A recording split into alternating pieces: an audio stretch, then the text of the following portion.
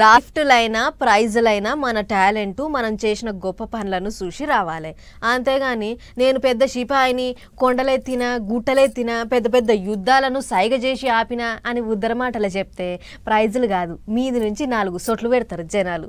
ఇగో సరిగ్గా ఇట్టనే చేస్తుండు గా అమెరికా పెద్ద ట్రంప్ తాత. ఇక చూడుర్రి ఏం కోరిక కోరిండో ఈ ట్రంప్ తాత సల్లగుండా.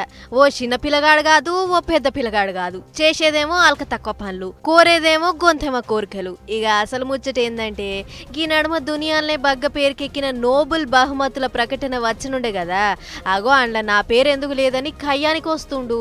ఇదే ముచ్చట మీద ఏంది సారు ఎవరికో నోబెల్ బహుమతులు వచ్చినాయి, మీరేమో నాకొస్తుంది చూడుర్రి అంటిరి, తీరా చూస్తేనేమో మిమ్మల్ని ఎవ్వళ్ళు దేకకపాయే ఏంది సార్ అని అడిగితే చల్ నాకు రాని బహుమతి అసలు అది బహుమతే కాదన్నట్లు మాట్లాడిండు.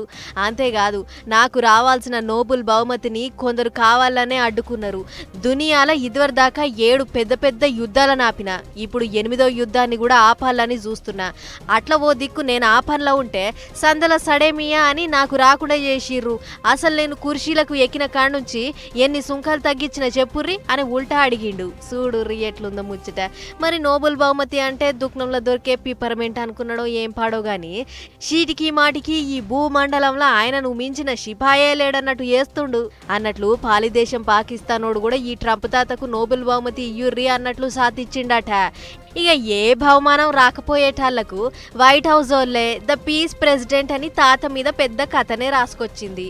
మరి ఈ ప్రైజ్ల పిచ్చి పెద్ద మనిషికి ఎన్నడు పోతుందో ఏమో గాని అంత పిసపిస చేసుకుంటా మా సావదలకు వచ్చిండు అని అనుకుంటుర్రు కుద్దు అమెరికా జనాలు.